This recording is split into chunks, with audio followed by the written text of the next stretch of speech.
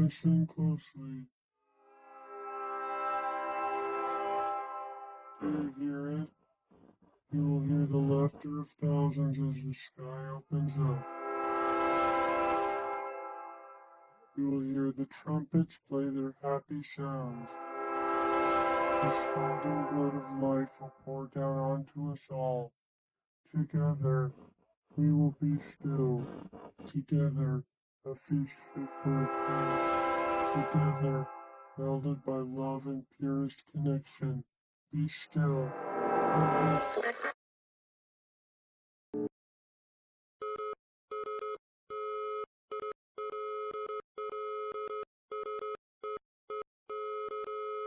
Howdy everybody and welcome back to the Willie St. Willie channel once again. And I was expecting to be talking about this guy again so soon, but ever since my last video I made on the illustrious, the creative, the twisted Mr. Dr. Nowhere, everyone and their grandma has been sinking their claws into his content recently. And honestly, all this newfound attention he's been getting is very well deserved. He's probably one of the best analoghorror creators on the platform right now.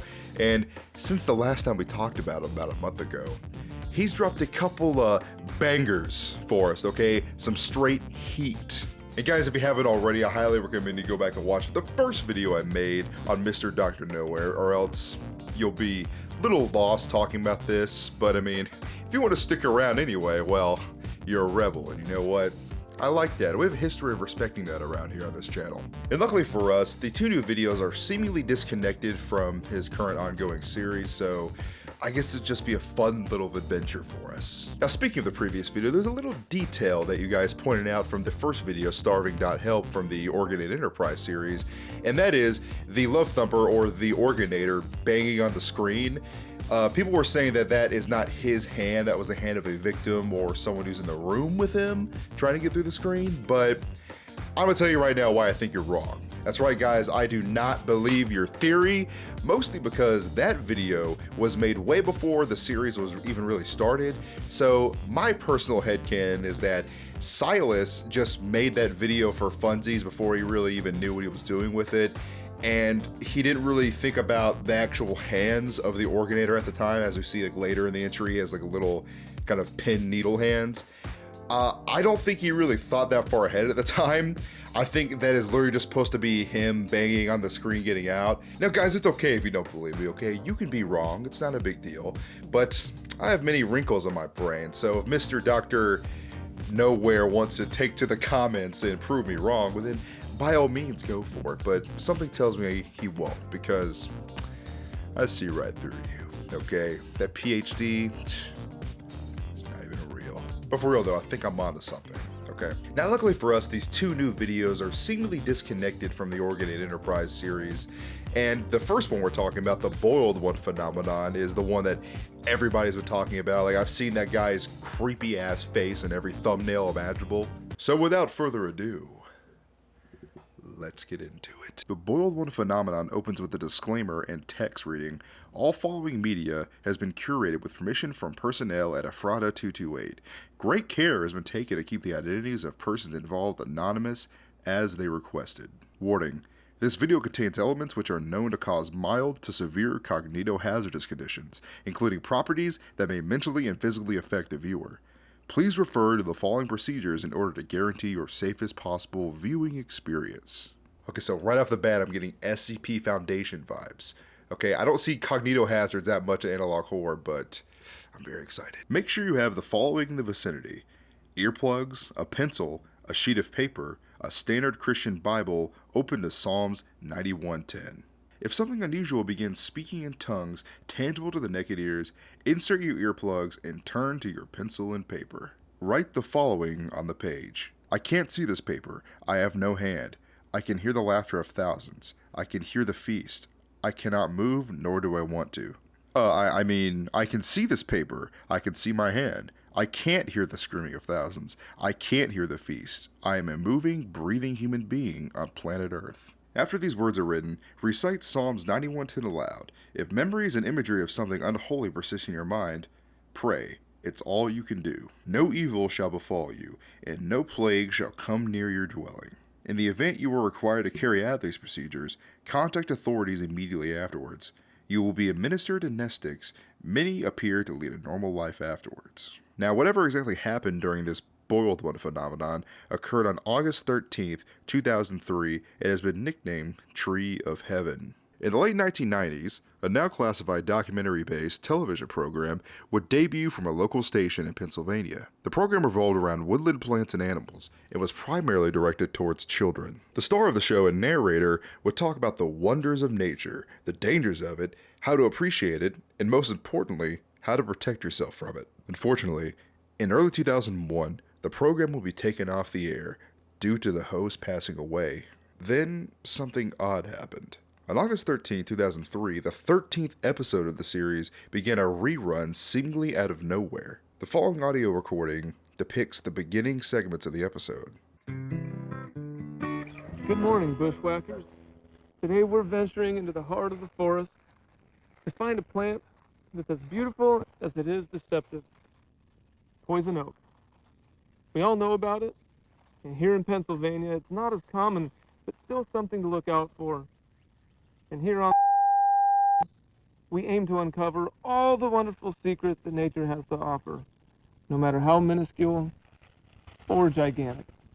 So let's get going, shall we? Found primarily in deep North American woodlands, poison oak has many different names and places of origin, also referred to as the Tree of Heaven. Imagine that? In China and Taiwan, one of these invasive species made its way to America in the 1700s and took its ground here boldly. As many of us know, it's infamous. During one of the interlude segments, an anomalous broadcast would hijack the program. This broadcast depicted videos of a red, melted face that spoke to the viewer in a warm yet deeply disconcerting voice. This face and its properties will be hereby referred to as Fen 228. As Fen 228 spoke, clips of footage and even live camera feed monitoring hospitals and bedrooms would be occasionally overlaid on the screen, obscuring Fen 228's face. Though most remembered Fen 228 speaking English, multiple non-English speaking viewers remembered understanding every word that was spoken. The following clip is a restored recording of the anomalous broadcast. The duration of the clip has been shortened and the audio has been muffled, reversed, and dampened. These alterations are absolutely necessary to suppress its hazardous attributes as effectively as possible. For maximum safety, watch with blue light glasses and insert your earplugs. Well, these glasses have some blue light protection, and I think I have a little bit of tinnitus already, so I think we're good to go. Let's watch, shall we?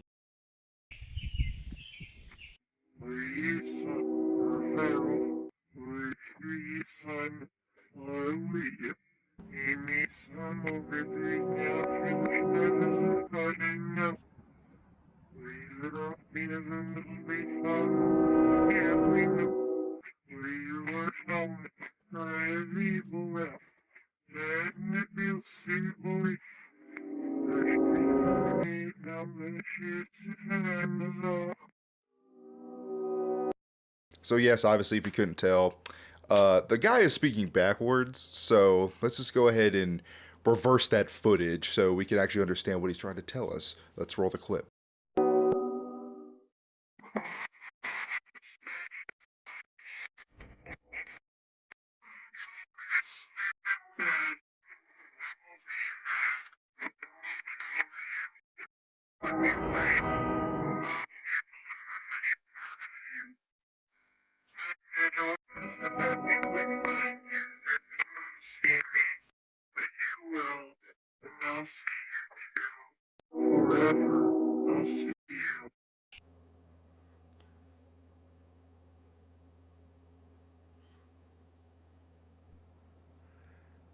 Did you hear that? Boo! Sorry, I couldn't resist. Yeah, dude, that gave me chills the first time I actually reversed it because I was alone in my room in the dark. Anyway, let's keep going, shall we? This broadcast will be hereby referred to as Broadcast 813. Broadcast 813 was viewed by roughly 530 residents throughout the southern Pennsylvania area, and upon viewing left many severely distraught. Yeah, no kidding. Aside from the discomfort and paranoia Fan 228's television presence had brought to the viewers, There were other side effects that these viewers experienced that were highly unnatural. Many viewers reported not being able to keep the image of Finn 228's face out of their minds. Some even continued to hear his voice days after viewing. A victim who requested to remain anonymous claimed that the face was living in his brain and feeding on his spine. Another described trumpets playing in their ears before they fell asleep. None of these people knew that this was only the beginning of a whole new species of suffering that would never be fully understood. August 14th, 2003. The Great Northeast Blackout of 2003. After the anomalous frequency was detected by television station troubleshooters, the NERC was ordered by the Ephrata branch to have all power grids local to the state of Pennsylvania disabled by 4 p.m. to prevent further escalation of the anomaly and the public knowledge of Broadcast 813. The outage ultimately spread to various parts of New York, New Jersey, Ohio, and even Canada as well, creating the famous Great Northeast Blackout of 2003. Almost 50 million people were without power, some not getting it back until days later. During the confusion caused by the outage, all traces of Broadcast 813 were collected by the Ephrata branch and seemingly wiped from existence, including news articles in the works from the morning after the broadcast, internet posts, recordings, and more. The cause of the blackout was promptly covered up and claimed to have been a combination of human error and the result of trees falling on a sagging power line somewhere in Cleveland, Ohio. But the damage had been done. Only in Ohio, right? As the kids say. I'm hipsy. Alright, let's move on to the aftermath. 12 days after Broadcast 813 was blocked from the air, an historically massive influx of pseudocoma LIS occurred throughout the state of Pennsylvania, leaving 509 people affected and many families in shock. Pseudocoma is an extremely rare condition in which a patient experiences a cerebromedulospinal disconnection, leaving them to be conscious but unable to move or communicate verbally due to complete paralysis of all voluntary muscles in the body, except for vertical eye movements and blinking. This anomalous outbreak of such a rare condition was regarded as a spectacle by the U.S. Department of Health and was put under governmental investigation immediately. One thing in common with all these cases is that the patients had been at home watching TV the night the Broadcast 813 was aired. Though the victims of this outbreak were unable to speak, they were able to communicate through Morse code by blinking. More than 60 victims were interviewed.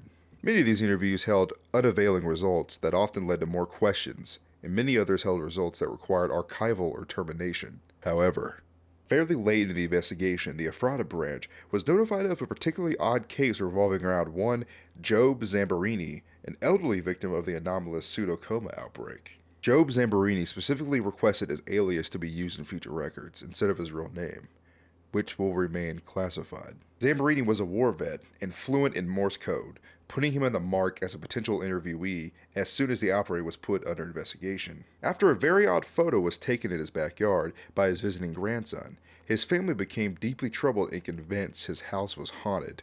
This led them to contact a local priest in hopes his house would be blessed. The following photo depicts Finn 228 standing next to the small playhouse in Zambborini's backyard. The photo itself is proved to be non-hazardous and safe to view, though still anomalous in nature.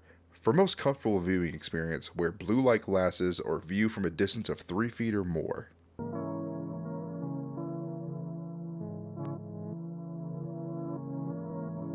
Oh, hey, I've seen this picture on Silas's Instagram. I've seen it. See, I can't decide if it's like his body or like a long cloak he's wearing. You know, because, I mean, if it's his body, he looks like one of those spiked towers in the first God of War game. I don't know if you guys are old enough to remember that, but I am. And if it's his cloak, then what's he hiding under there? Huh? What do you think? Zambborini claimed something horrible and unholy was with him. It would hurt him and possibly others if he described it and what it was telling him. Dude, Job Zambborini sounds like a JoJo's Bizarre Adventure name. But anyway, the following is a recovered, previously archived recording in which Officer T. Gomez of the Ephrata branch interviews Job Zambborini. Hello, Mr. I'm Officer Gomez. Hope you're doing well today. Do you mind if I ask you a few questions regarding your condition and possibly unholiness within your home that your family had mentioned? Okay, first and foremost, did you notice any onset symptoms before you lost complete mobility of your body? face, huh? Hmm. When did you begin seeing this face? Interesting. Many of the people who have seen the broadcast that you saw on August the 13th described having vivid and upsetting hallucinations. Do you think this is something your brain has created? Can you please describe this face to me?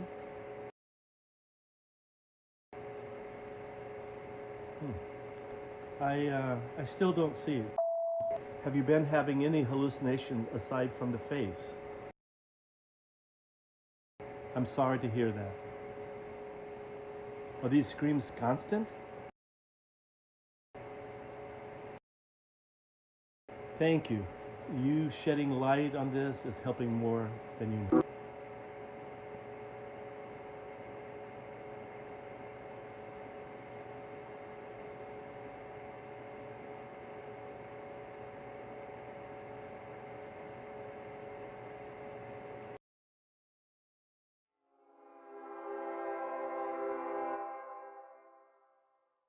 Listen closely. Do you hear it? You will hear the laughter of thousands as the sky opens up. You will hear the trumpets play their happy sounds. The scalding blood of life will pour down onto us all. Together, we will be still. Together, a feast fit for a king. Together, welded by love and purest connection. Be still. And listen.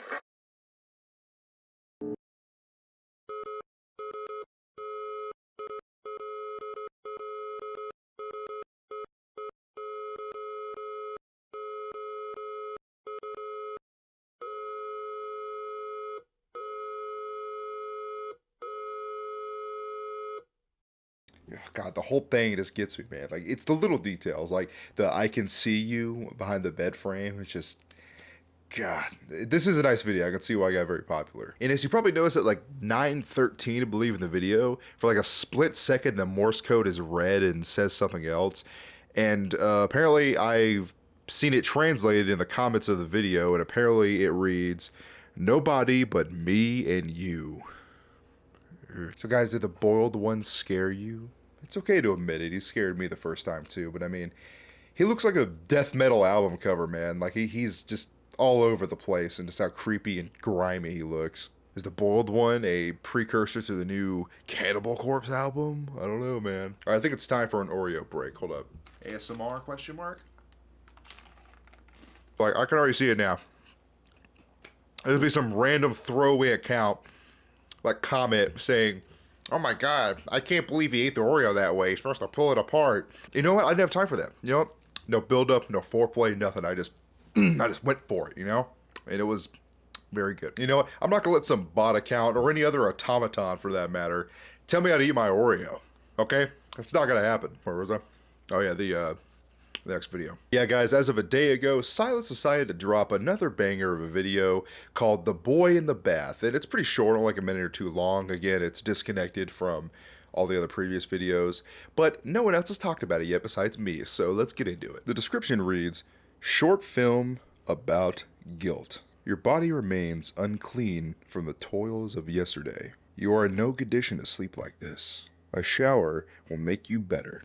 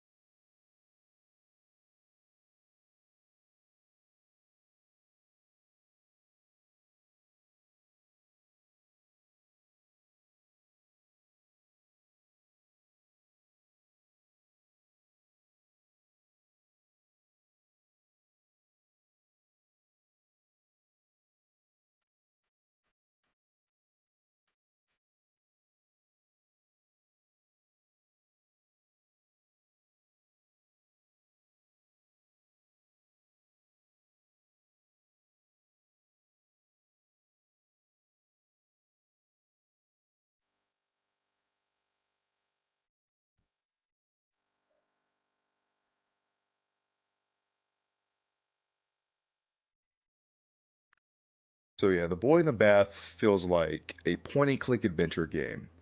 To me, that's like the vibe of it. But I think the overarching story in that 1 minute and 51 seconds, at least what I can gather from it, is that you're looking at the perspective of a parent who has, their child. And I don't know whether it was accidental or intentional, but just the symbolism with the crib and the bathtub leads me to believe that it was a drowning, so it was probably intentional, maybe not, or maybe the child was left unattended. But this weird little SCP-096 creature looks like the manifestation of the guilt the parent feels, and maybe just the child themselves. And it's saying that, why did you leave me here? It leads me to believe that it was unintentional. Maybe the parent was just, complacent and let the child in the bath alone too long and it drowned. But very dark, minute 51 seconds. Another certified hood classic from Dr. Nowhere, but yeah, definitely a more subtle, eerie tonal shift compared to the Boyle one. The Boyle one is pretty in your face with how creepy it is, but still wonderful, wonderful horror art nonetheless. God, I love Dr. Nowhere. Silas, if you're watching this, man, you make great stuff. Sometimes depressing stuff, but, pretty fun time for everyone involved. So keep up the good work. I'm excited to see what else you make. Yeah. And there you have it, everybody. Another adventure into the mind of Dr. Nowhere in the books. I always have a great time looking at his videos and his work. Really great time. If you haven't already, go check him out and subscribe and like all his stuff and tell him Willie sent you, okay? Like I said before, he's probably one of the best horror creators on the platform right now. If, in my humble opinion, he's really great. I like all his stuff. And yeah, he is this, like, he never fails to creep me out and make me feel like I took one too many Benadryls at night. So yeah, man. And guys, if you didn't get tired of me after watching this one video, maybe go wander around and check out my other videos. But just in case I don't see you, stay safe and have a good one. Goodbye.